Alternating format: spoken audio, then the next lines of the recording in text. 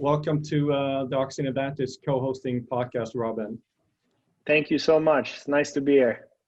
This is actually the first co-hosting podcast for me and Pat McKeown, the founder of the Oxygen Advantage. And the reason why we picked you today is because I played tennis, and you've had obviously an unbelievable tennis career, but you've had a few bumps on the road, and I know that especially Patrick is an expert in breathing and anxiety and panic attacks and all that. And even after you kind of finished your tennis career, had an unbelievable business career. So that's what we want to kind of talk about today. Yeah. If we start with a little bit about your background for the people that don't know how you started playing tennis and what led up to your professional career. Well, as a kid, I did a lot of different sports. You know, I played, obviously, of course, tennis. I played football, ice hockey, handball. I grew up in a small village called Tibro. It's only, I would say, 11,000 citizens, but everything was there and everything was so close. You know, I remember I could take my bike from school, and it took me 2 minutes to get to the tennis court or to the ice hockey rink or whatever. Everything was very convenient, and I was one of those kids, you know, that really liked sports. Basically, all I did after school or you know in the weekends was just doing sports with my friends, whether it was, you know, playing tennis or just playing football in the backyard. But I think I started to play tennis already when that was actually the first sport I tried. I was only 4 years old. My dad used to play a few times a week. You know, this was in the mid 80s when tennis started to get extremely popular in Sweden. You know, we had so much success, a lot of good players, and then all of a sudden there were courts popping up in almost every village, and everybody played tennis. And that's how I started, or that's how my dad started, and I followed him, and I really liked it. As I said, I liked sport, all different kinds of sport, but tennis was actually the only individual sport I tried, and I think that for some reason it suited my personality better than doing a team sport. Yeah, and you started playing competitive tennis at what age? When did you realize that you were very good at tennis? Well, pretty early, you know, in my club, I always practiced with guys that were a few years older than me. Already when I was 4, I started to practice with guys that were 7, 8 years old, and I could keep up with them. But I think I played the first Swedish national championship when I was 12, and I won it. And then, of course, you realize, okay, I'm number 1 in Sweden in my age group. And then I started to play international a little bit in Europe, and I did pretty well. And that's when I realized, you know, okay, this is a sport for me. And around the same time, you know, I started to give up all the other sport. It was just too much. Tennis became more and more, and I think I quit the handball when I was 13 or something, just to focus on tennis. When did you quit school, by the way? So after system is, as you know, a little bit different in Sweden. So after 9th grade, you know, you have to go to school for 9 years. But I always say that I'm not really sure that I did a full in 9th grade. You know, I looked back and I think, you know, I was only there 50% of the time. So already when I was 14, 15, I started to travel a lot. You know, played a lot of tournaments in Europe. So last 1.5 years in school was difficult for me. Yeah, and I mean, I remember actually when I saw you the first time. We saw also in team tennis in Pittsburgh, and you were 15, I think, and you were one of those guys. You could see right away that you were going to be, you know, really big in tennis. There was no doubt about it. So luckily, again, I didn't play that time either, because that would have been, you know, beaten by a 15-year-old. So I saw right away. But then from 15, I mean, didn't you win the European Championships at that age, or? When I was I was 18. I won the European Championship. No, I was 17. Yeah. And I won the Orange Bowl. So I think a lot of things happened for me between the age of 15 and 18. I moved to Gothenburg, which is Sweden's biggest city, you know, to practice with some older guys, better guys than me, and I improved a lot during those years. And you know, I broke through on the ATP tour already when I was 18 or 19 years old. So everything happened really quick for me, which was of course nice, but also, you know, it was tough because all of a sudden I was playing against the guys I had been watching on TV just a few years earlier. Everything was new, and all of a sudden I started to lose so much more than when I was used to. During my junior career, I won a lot again, which was nice, but I never really learned how to cope with losses in a good way. Yeah. So then it just kind of, I know you progressed through the rankings fairly straightforward, moving up every year. And you know, I guess as a tennis player, physically what it takes. I mean, you practice more, you see the older guys and so on. But then, I guess the older you got, and you got on the ATP tour, you start traveling. So what type of mindset does it take? I mean, to really, I mean, to be on the tour. I mean, it's physically very demanding, but I think, I mean, mentally in tennis, Yeah. it's very, very demanding also. So how was that transition, you know, start traveling worldwide? I mean, it was in the beginning, it was just great. You know, everything was new. Everything was just fantastic. You know, as I said, I played against my idols, and I started to beat them. But after a while, it gets pretty taxing. You know, as you said, tennis is a tough sport because there's no real off season, like you see in many other sports. You know, you have a few months break before a new season. You know, in tennis, we had, and the guys still have, only a couple of weeks, you know, for them to rest, recover, and start to prepare for a new season. And that was tough. And also I think the ranking system, you know, you always have to defend points. So at least for me, it was after a while I started to feel chased. You know, as I said in the beginning, everything was new. Everything was for me up for grabs. Everything was for me to win. The better I became, the higher I climbed the rankings, you know, I felt the more I had to lose. So it's for me, as you said, the physical part is like in any, I would say in any sport, you know, being a top athlete, it's extremely tough physically, but also for me, the mental part was the biggest challenge for me. Yeah, because Sorry, Daniel, if I could step in, because this this is the field that I think is really the crucial part of it. And I also think it's the field that's often overlooked. Yeah. Because there's an idea out there that somebody who's an athlete, that they should be, you know, very well able to cope mentally. But there's a few things here. One was, you said that you weren't able to deal with losing, or you hadn't been experiencing it before, and that was something new. And I think this is something that we all face in our everyday life. And when we were growing up, I'm probably the same age as you guys, because I remember tennis becoming so popular during the 1980s as well. You know, so I think when we were growing up as well, and I don't want to go too much off topic, we had disappointments, and we had plenty of them. And by the time we were 18 and 19 and 20, we were a little bit more resilient, not at a level to the point that we had disappointments in sports. But I often just feel, even just today with children and teenagers, that's one aspect of it, that there's something there that's very important in training us to handle disappointments. I don't know, do you still work in tennis, or do you coach in tennis? I think Daniel mentioned you did. What do you say to the youngsters coming up through the ranks? How do you prepare them? What have you learned from your experience?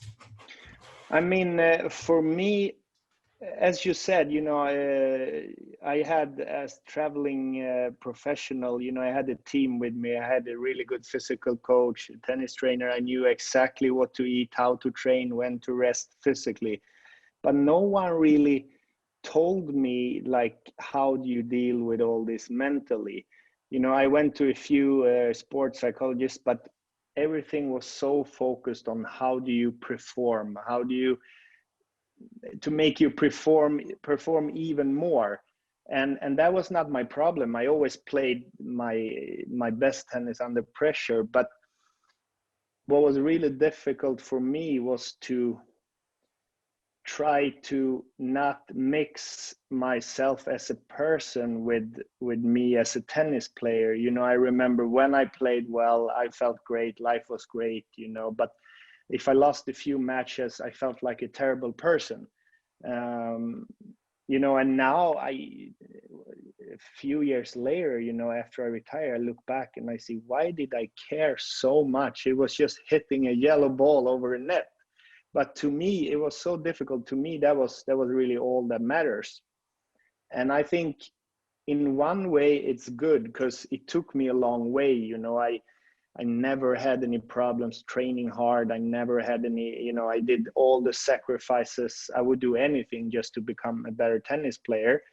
But also in the long run, it's really hard for you. You know, I was resting physically, but I was never really resting mentally. Even, you know, I had a rest day.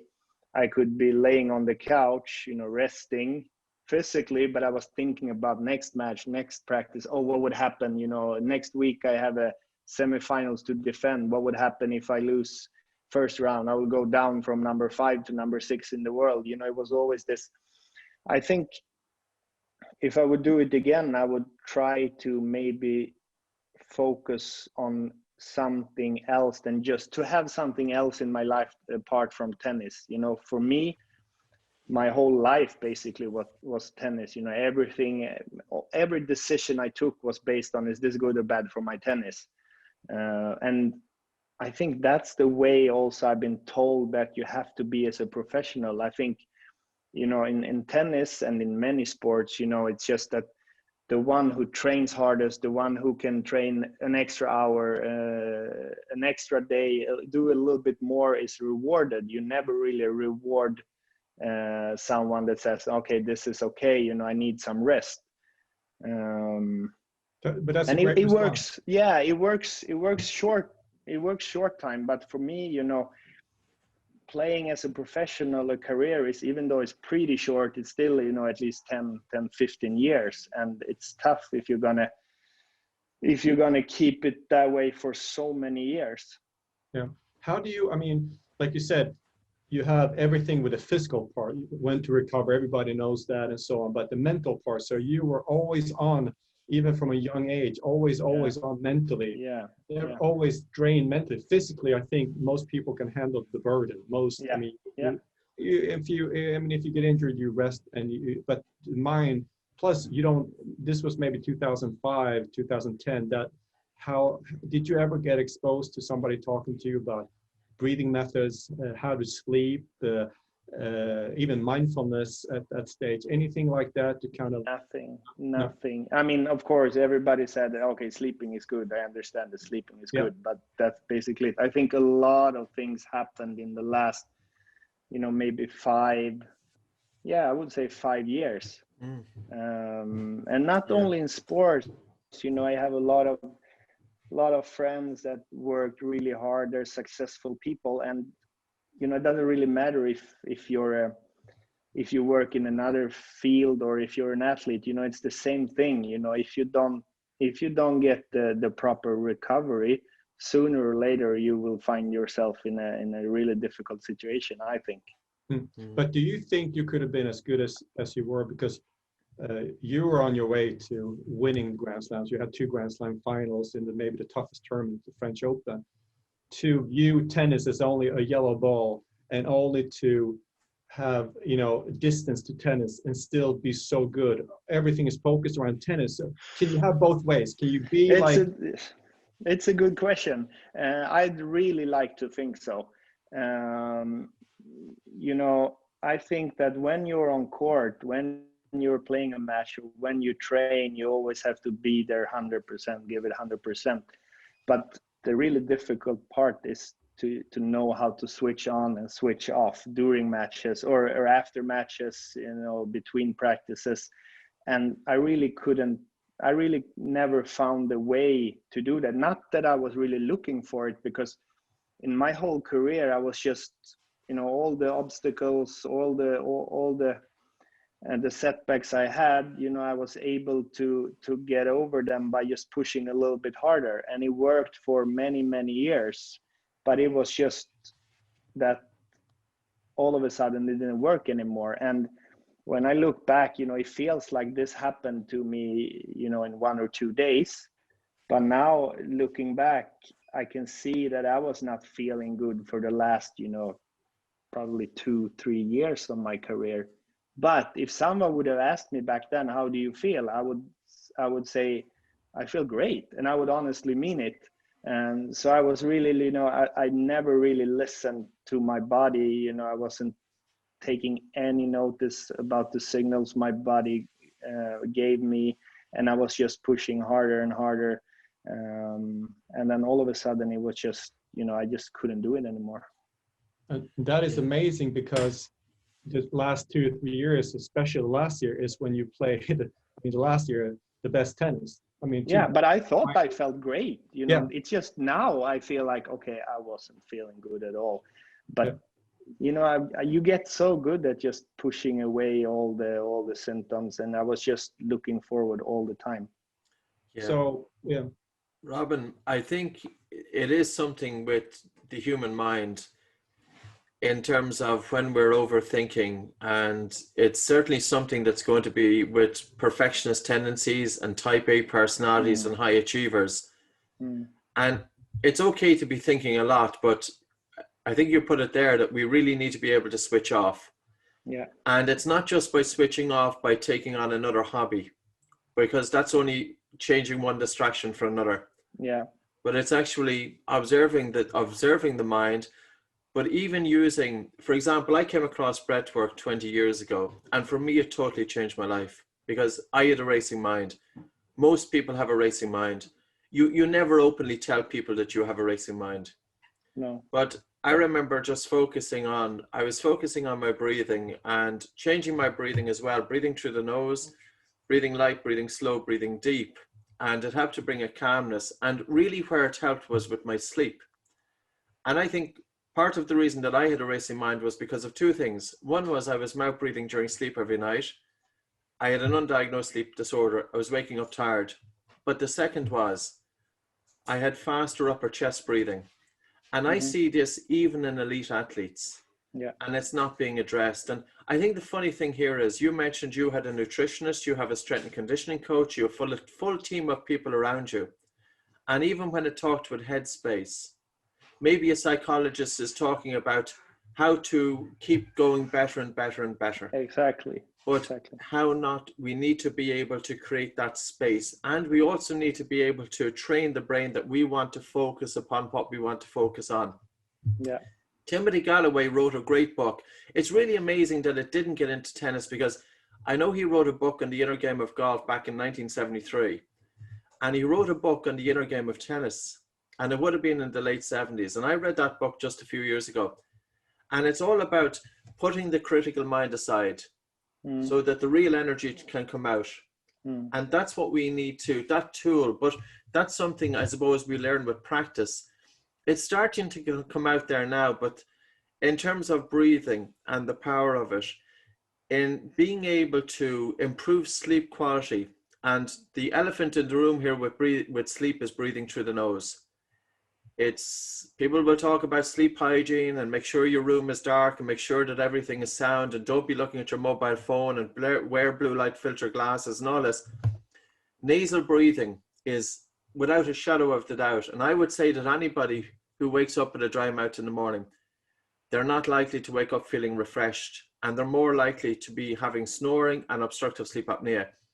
So for me anyway, the sleep is a fundamental part of it in terms of performance. And then the ability to concentrate, the ability to train the brain, regardless of distractions, and the ability to switch off. And and I'm not talking, I think sometimes, and I'll stop talking in a moment, breathing has had a bad rap over the years because it was something that was done by a bunch of hippies. And there's no offense against, but that's the idea that's out there, that you have to have all of these beads and these white robes and you have to be whatever mantra you have. Breathing is about performance. And I think we have to put away the idea in terms of the breath that it's not just left off field, that it's something that's intangible in human performance. Because without concentration, we don't have the ability to have 100% of our attention on doing what we are doing. And respiratory physiology, like, you know, we've come across hundreds of people prone to panic disorders. And when I look at their everyday breathing, they typically breathe a little bit faster, a little bit upper chest, and a little bit irregular. And all it takes is a little bit of stress to tip them over the edge. And if we change everyday functional breathing patterns, it gives us resilience. And I know you talked about recovery there, and heart rate variability is a great measurement, and it's an objective and clinical measurement of stress. We can improve that.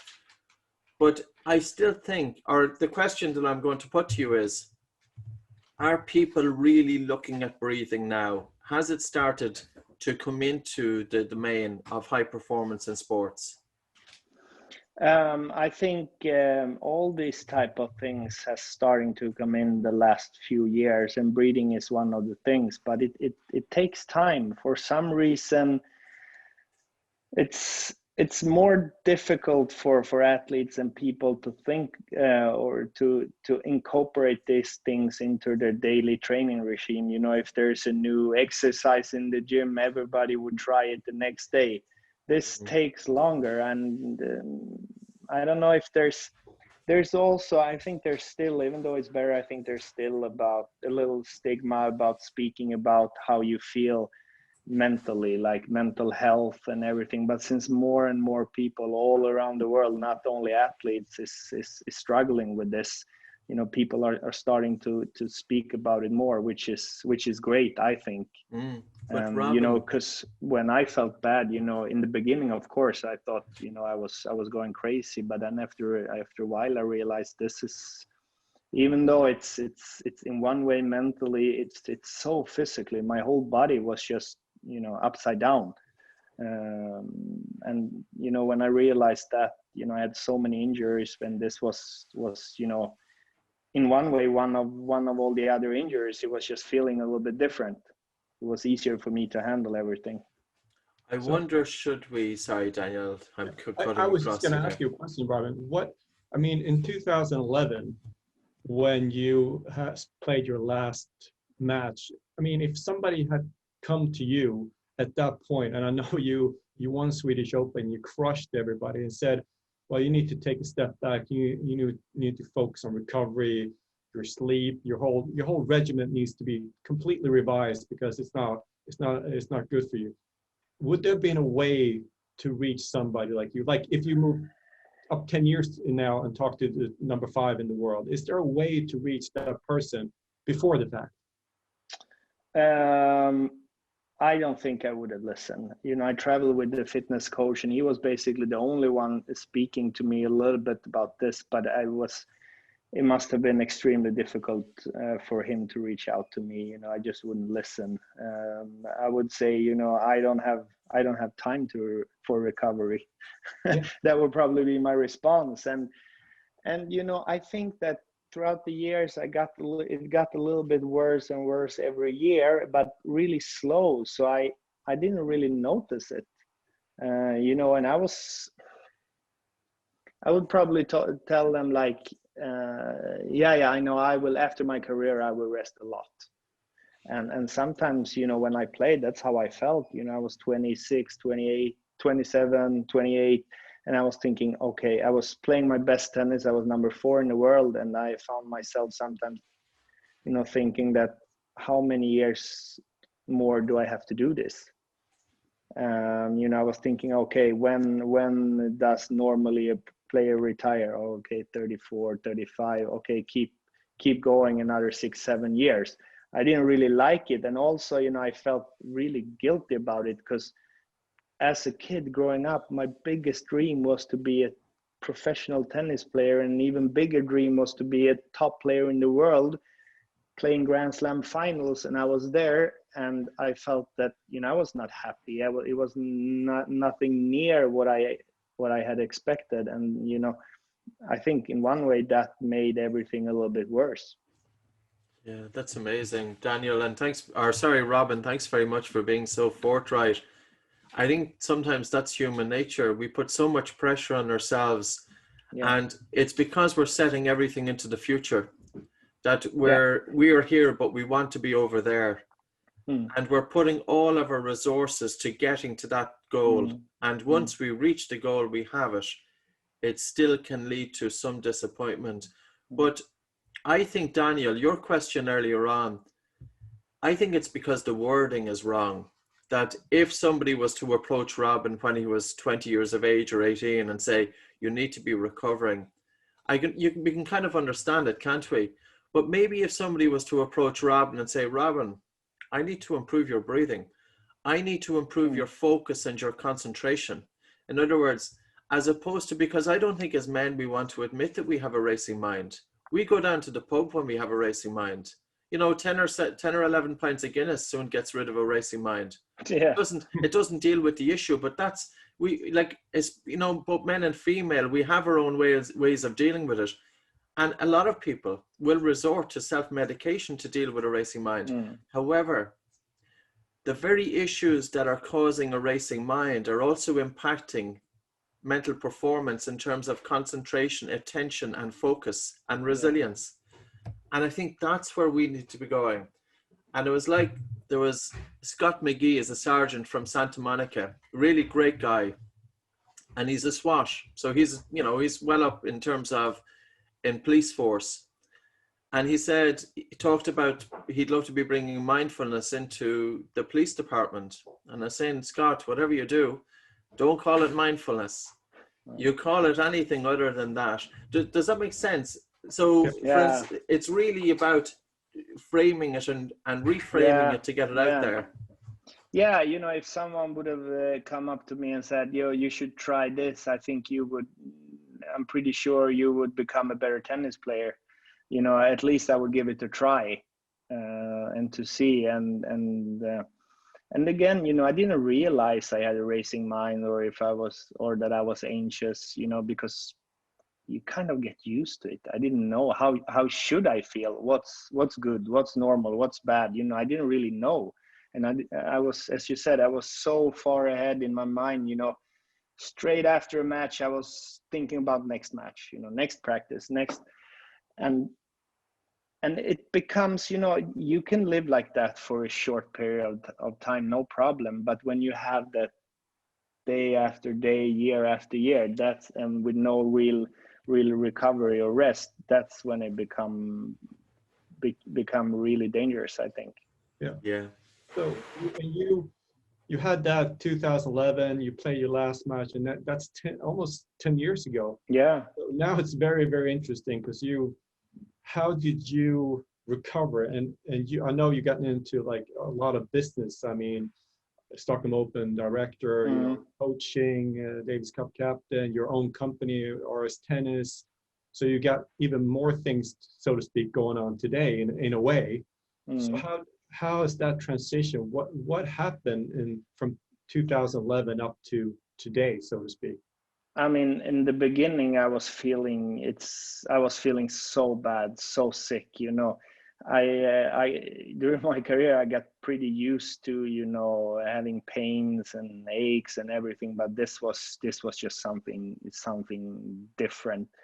I was feeling extremely bad for a long time. I went from playing best of 5-set matches on clay, and a week later I couldn't even walk up a stair, and I had horrible anxiety, panic attacks, and all this. And the thing is, I did so many mistakes because I didn't really change anything. In the beginning I was just looking for a doctor who could give me a pill, and then I would just wake up the day after and continue with my life. It took a long time before I really understood and before I really realized what this was. And I think the recovery didn't really start to speed up until I understood what had happened to me, and before I started to change my own values and started to change my life in a better way. But it took time. It took many years before I felt I felt 100% good again. But the thing is now, sometimes I feel I feel even better now than before this happened to me. You know, sometimes, some days I have like, oh, I had this thought that I recognize this feeling. This was something I had as a kid. You know, and then it's great, but I would never, I do everything in a different way now. I would never, you know, I always try my best, but I do it in a different way. I would never go up in something. I would never worry as much as I did before. But that would be pretty difficult for me to learn before I went through this. You know, it's just a shame that I had to go through all this just to understand and just to know how to live a healthier and happy life. Seems like you created that distance now that you know where the boundaries are. But did you get in, like, did anybody, or did you teach yourself, like within sleeping, or it could be like whatever, mindfulness or breathing technique or cold bath? Did you do any of that? I did all this. Yeah. The thing is, in the beginning it was difficult because I couldn't sleep. You know, I had unbelievable sleeping problems with anxiety, and also I tried the mindfulness, I tried the breathing technique, but in the beginning it didn't work for me because I was feeling so sick, and so I just couldn't relax for 5 seconds. But now I still does these things. You know, I prioritize sleep a lot.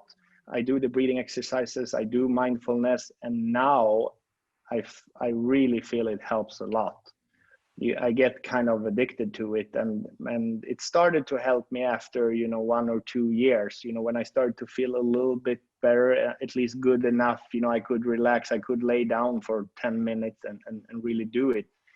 But I think also it's like everything else. The more you do it, the better you became. And for me, it's not like, it doesn't work if I decide to do 1 hour of breathing exercises or mindfulness once a week. For me, it's much better if I do it, you know, 5, 10, 15, 20 minutes every day to get the routine going. So it's really something that I try to incorporate in my daily life. Do you have you used like Oura rings, like a biowearable or anything like that to kind of track your sleep and all that? Yes, I used Oura Ring for a long time. I lost it though. In the summer. I was taking a swim and I lost it, and I didn't buy a new one yet. But I really have to do it because it was extremely helpful, especially checking up on my sleep. You know, I started to realize things that, you know, I would drink a beer and I saw it in the night. I would drink 1 beer and I didn't feel anything. I thought the sleep was great, but I saw that the sleep was not as good as if I wouldn't have drink a beer, you know, and I saw what was really affecting me. You know, many things you feel that it's affecting you, but when it's not affecting you, you know, a lot straight away, this Oura Ring helped me a lot to realize, okay, I could get it on paper, you know, okay, this is affecting me. If I do this, this is helping the sleep. And it's a really good tool. I think it's, sorry, Daniel, I think it's interesting that you mentioned that when the mind is very anxious or in turmoil, it's very difficult to practice mindfulness. Yeah. And to be honest with you, Robin, I think mindfulness is not suitable for the people who can need it most. Because I know myself, and also with people that we've worked with over the years, when the mind is really racing, it's very frustrating to start focusing on the breath. But there are simple little breathing exercises, including breath holding. Because, and the only reason I'm going to say this is most people believe that the harder and faster you breathe, the more blood flow and oxygen gets to the brain. But it's not true. And I'll give you an example. I went to Uppsala University in Sweden for 1 year. So I'm familiar with your lovely country. And as part of my finals in a university in Dublin, I had an exam and I was very anxious going into the exam.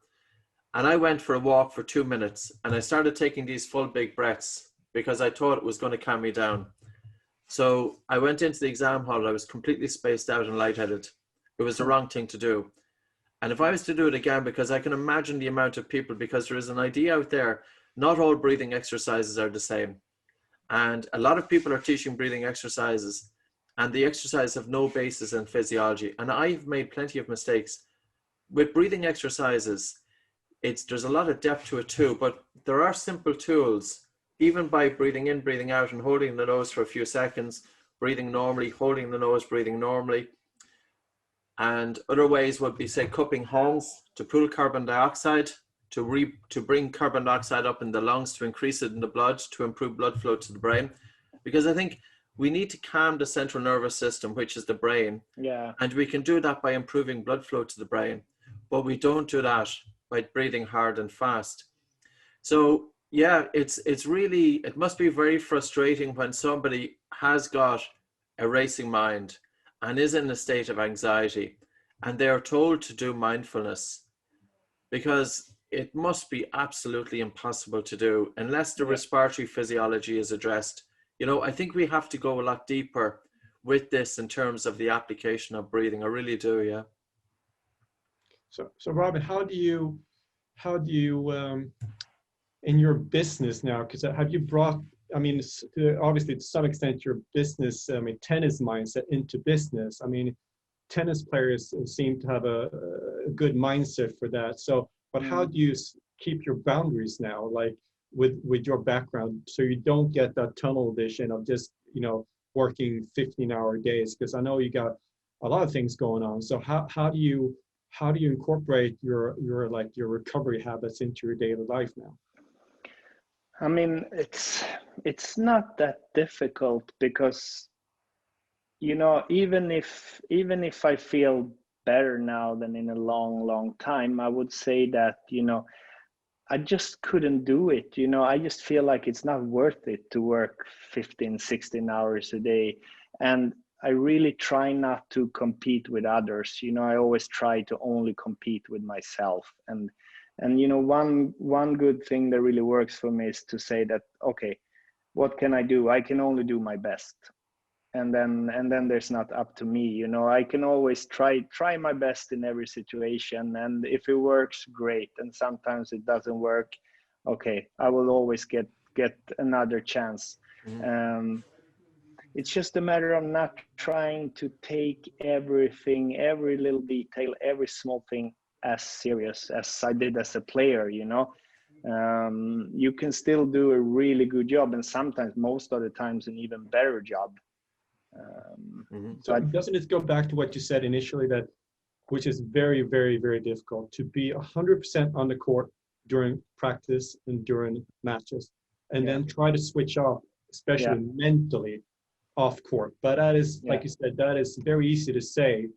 But once you've played a match, if you win, you think about the next one. If you lose, you think about why you lost. So no matter what you do, tennis is a thinking sport. You have so much time to think, and you got your opponent against you, the referee, the crowd, your coach. So it's a thinking sport. So it's very tough to just put it on the court and then outside. But I think there are players who are able to do it, but it's very, very, very difficult. Yeah, I think there is. Not many, but I think there is. And this is probably the players that would have the longest careers. You know, there's so many players I've spoken to now after I retire and after they retire. You know, especially when I came public and spoke about my mental health problems. You know, so many players contacted me and said, you know, I had the same. You know, I retired because of an injury in my knee or whatever, but that was not really the reason, you know, and people feel ashamed about speaking about this, but I know that this is a big issue in tennis, in all sports, and in, you know, in life in general.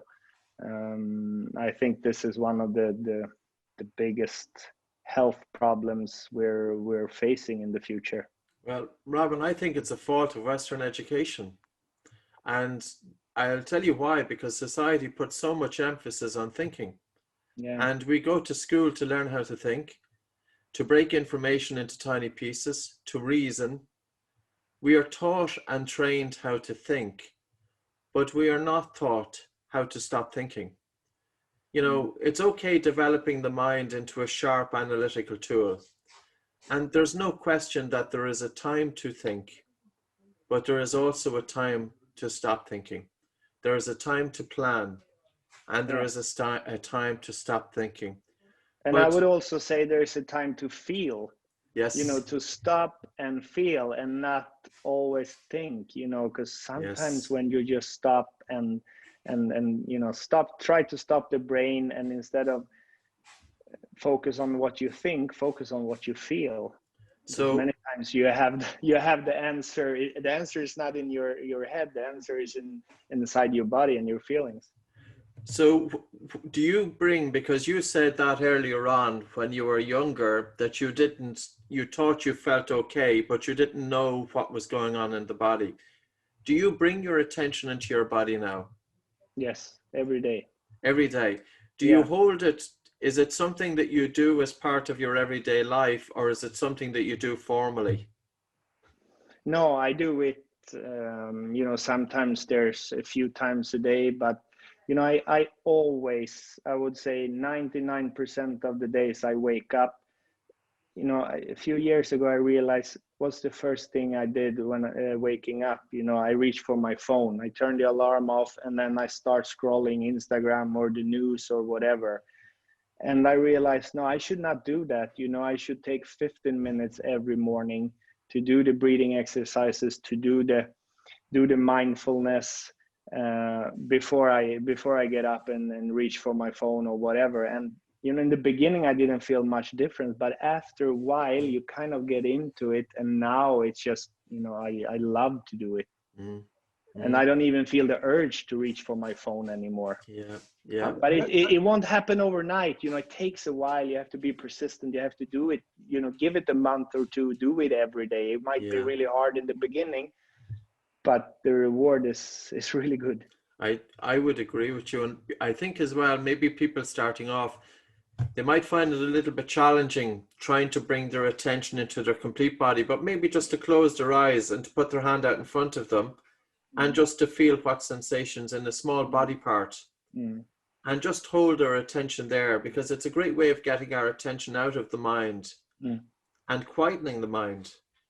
But, you know, the human body, it has been tremendous for my life, and by the sounds of it, tremendous for your life, you know, and it's so simple, you know, that we can tap into that calmness of the breath and the body itself to quieten the mind.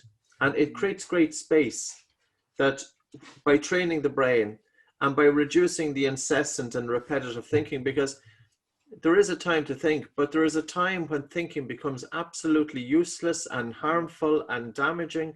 And that's where we need to be able to say, switch off and bring the attention into the body and play tennis with every cell of your body. Sing a song with every cell of your body.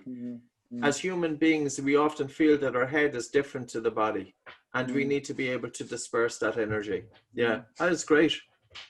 Yeah, so many people live in like, they live and think they live in the future all the time. They think about whether they're in this situation, they think about what's going to happen next, and then next, and then next. You know, they never really live in the present. You know, they're always, you know, they're physically, but mentally they're somewhere else. Yes. And then all of a sudden you realize you're 85 years old and you're about to die. Do you feel that life goes a little bit slower when you have your attention and you bring it into the present moment, because you're kind of more here and connected with life then? Maybe I wouldn't say I feel that life is slower, but one thing I noticed that you know, I have a lot more memories. You know, I remember things much better. You know, when I played, I traveled with my at that time girlfriend, my now wife, and she has so many memories. You know, she asked me, "Do you remember when we went to that place? Do you remember when we ate at that restaurant?" I don't remember anything, because I was there, but I was not there. You know, mentally I was not there. I was somewhere else. I don't have any memories, and that's one thing. You know, I realized with my kids now. You know, I'm so happy I'm so happy I started this. I'm so happy I feel better because, you know, I remember things with my kids, you know, first few years, you know, when I was really bad, our daughter was born straight after. And, you know, for the first few years of her life, I don't remember anything, but then I was feeling extremely sick. I was so focused on myself, you know, what was happening, but it's a big difference now. What type of, you said you did some breathing exercise, or you're doing it right now? Because for people who are not used to breathing exercises, there are so many different ways. I mean, Oxygen Advantage has about 26 variations right now. There are box breathing also, there's Wim Hof and so on. Do you do slow breathing or a specific technique, or you switch, or you do the same thing? I switch. Mostly I do slow breathing. But the thing is, for me, I realized that I don't even have to focus on the breathing. You know, for me, it's just a mindfulness thing. You know, I switch off my brain, and it also gets so much easier now when I practiced it and I feel calmer. It gets easier. I remember, you know, in the beginning trying to focus on my breathing, you know, I could do it for maybe one breath, 2-3 seconds before I find myself thinking about something else. And it still happens, you know, it still happens, but not nearly as often. And it's so much easier for me now to bring my attention back to the breathing again. So the more you practice, or at least it was for me, the more I practiced, the better I became. And now it's just, sometimes I feel like, you know, I just can't wait until I can do my mindfulness or my breathing exercises. And in the beginning, I was just like, I hated it. Yeah. I really hated it. Isn't that the problem, that it's invisible, so you don't see it? So it's not like you're building muscles, or you see yourself moving in tennis. But tennis is, in a way, is a good sport because it takes a long time to become good at tennis normally.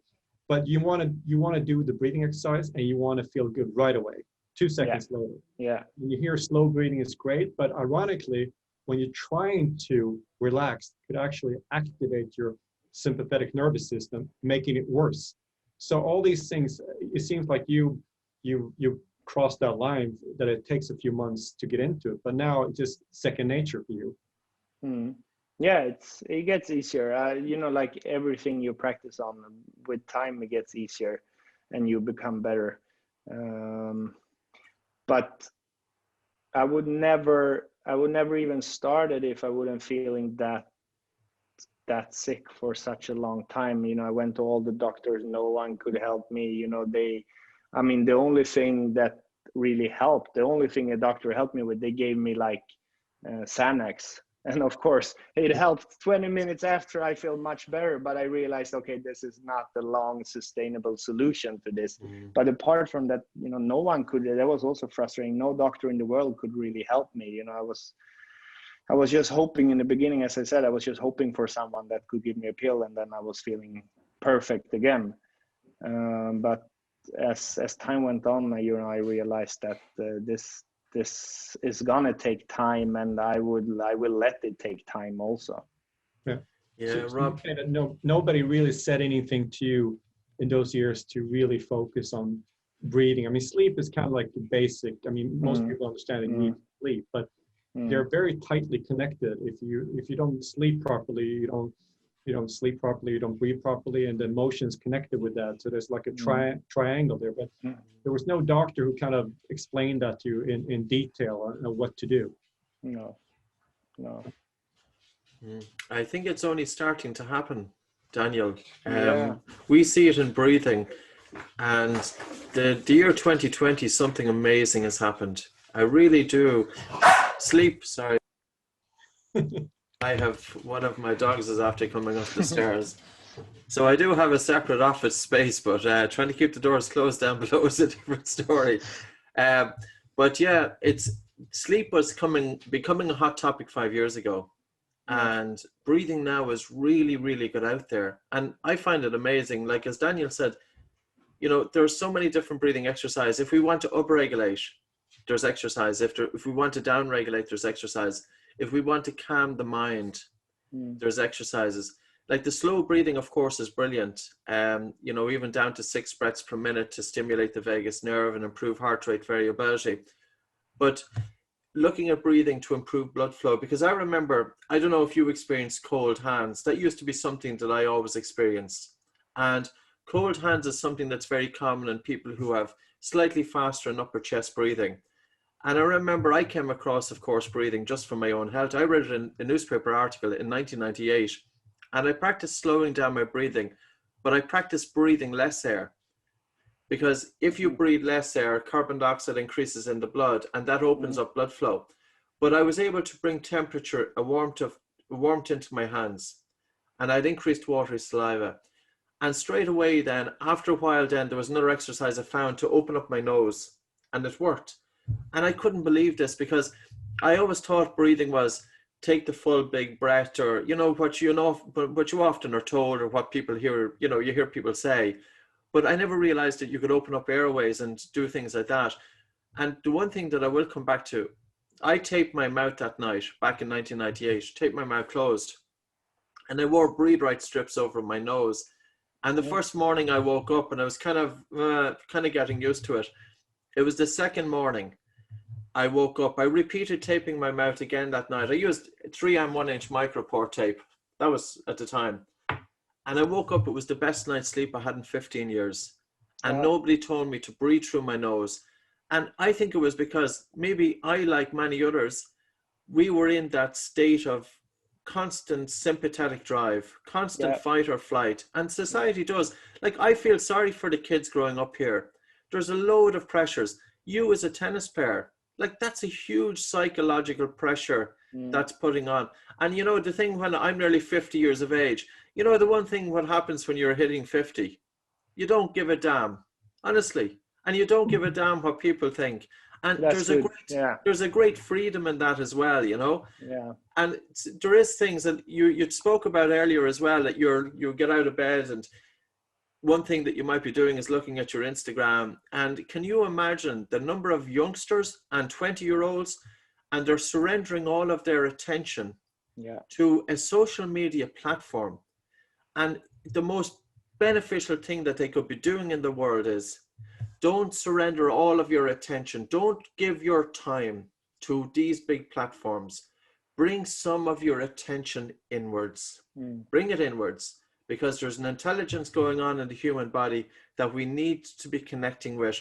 And it does improve focus and concentration. You never waste your time with this one. But as Daniel said, breathing, it doesn't seem as if we're doing anything dramatic. Like, it's not as if we're shouting and roaring or nothing. It's all peaceful, it's all quiet, and that's the way it has to be. But probably that's why it doesn't get the attention, because it's not something that you can visually see in huge, drama. But in terms of what's going on there, the power is enormous. And also, I think the kids, kids nowadays, I think they use their phone, or they want to distract themselves, because as soon as they start to shift their focus, to themselves or within themselves, they feel this little bit uncomfortable feeling. And that's, when you do it without even thinking about it, you try to distract yourself from not, looking inside.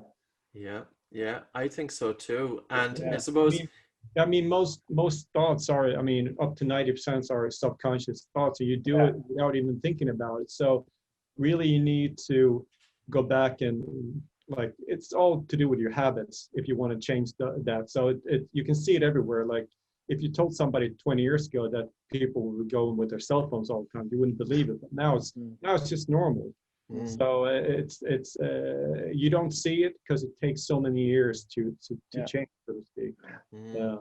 But Robin, I have a few final questions for you, and with regards to tennis, what do you miss from tennis? Do you miss those kind of cutthroat situations where you're in a final or a big tournament where there's only a few minutes where you're going to lose or win, or make it to final, win a big tournament? Do you miss that at all? I do. Sometimes I do. Yeah. And the funny thing is, those things was the things that I felt mostly, tired of. That was the thing that was really draining me. But it's also now the things that I miss most.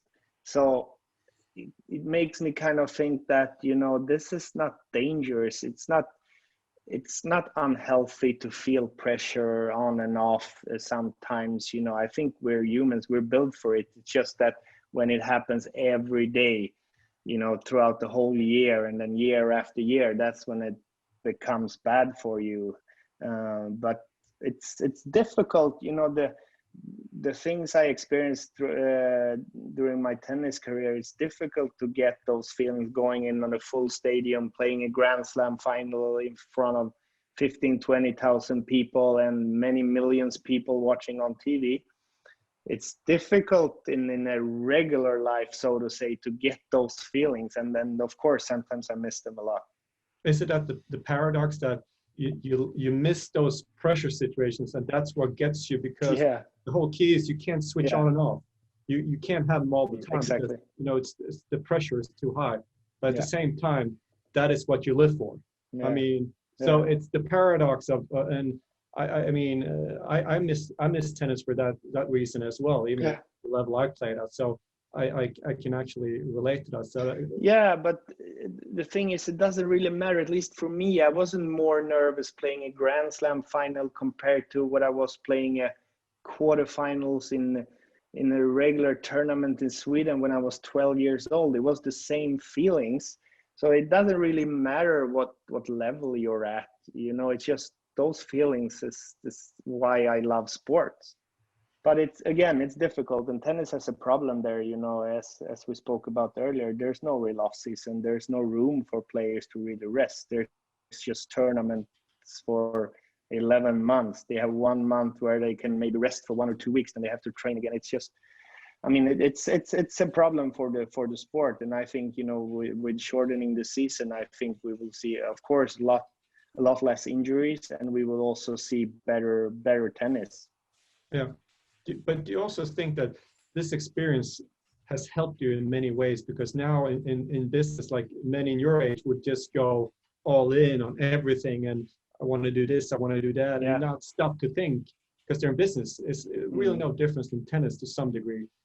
It seems like that experiences you've had now has helped you a lot, because now you can kind of you can recognize symptoms, you can recognize when Yeah, for sure. And maybe not only in business, in my life, I would never be the person I am today if I didn't go through all this tough years during my life. Of course, it feels strange to say that I'm happy I went through this, and of course I'm not happy because it was a terrible time. But in one way, I kind of am, because I would never have changed, and I would never improved as a person if I didn't go through this. Isn't that also the paradox, that if you have to push, you have to push the envelope? Yeah. Because you can't, and that's what Patrick and myself are now, when we try to reach athletes, how do you talk to somebody like a Robin Söderling when they're 25? Yeah, it's just a shame that you have to. I think that's the paradox as well. So now when we try to reach other people, how you do it, because after the fact, they can always look back almost like you're a different person and say, of course I should have done that. Yeah. But once you're there, you're not, your mental, or your mindset is somewhere completely different. So it's so maybe it's something to some degree to be grateful for, because otherwise, if you don't push the envelope, you may not get to that. No, I think there's people, they live a whole life like that. Maybe they will never be extremely bad. They will never be really, really burned out, but they will live their life like on the edge all the time, and they will not even notice it. But it's just a waste, and it's so a shame. I think, Robin, it catches up. I don't think we can get away with this one. And the other thing is, one final question. Yeah. If you had have incorporated what you know now back in your career when you were playing tennis, do you think it would have made a difference? Yeah, I think so. The better I became when I played, the smaller the margin became. Of course, everybody was so good, and all that little advantage I could have would for sure help me, and for sure I would have a longer career and a healthier career. So it's yeah, but I was never taught, you know, I was taught to always push harder, train more, and no one told me about recovery, you know, rest or other things, you know, doing things, take your mind off from the tennis once in a while. And I think it's still that way a little bit. It gets better, but it's still the same way, you know. Coaches are, you know, you kind of premieres the ones that are working hardest, that are the ones that are training the hardest, and never complains. Because if you hadn't had the experiences, you would have coached the way you were brought up. This is the way you play. Yeah, Now you coach in a different way. So it makes sense. If you coach based on your experiences, how to become a top player. That's so it makes perfect sense. And my final question to you is: so of all those years, all the wins you've had, which win was your best memory? Was it a specific match? Play so many classical matches. I mean, overall, I think the best memories I have from my career is the ones I had in the beginning of my career, breaking into the ATP Tour. You know, I was playing with a lot less pressure. You know, I was never the favorite in any match. You know, I was beating the guys I was watching on TV a few years earlier. But apart from that, I think, of course, maybe the Grand Slams, the 2 Grand Slam finals I made, and also winning the title in Boston in Swedish Open. Just because it was not a big tournament, but just because it was in Sweden, home soil. You know, I think every year since I was 6-7 years old, I went to Boston in the summer. I was watching the tournament, and I was dreaming about maybe one day playing there. And all of a sudden, you know, 15 years later, I found myself on the podium holding the trophy, and it was just an unbelievable feeling.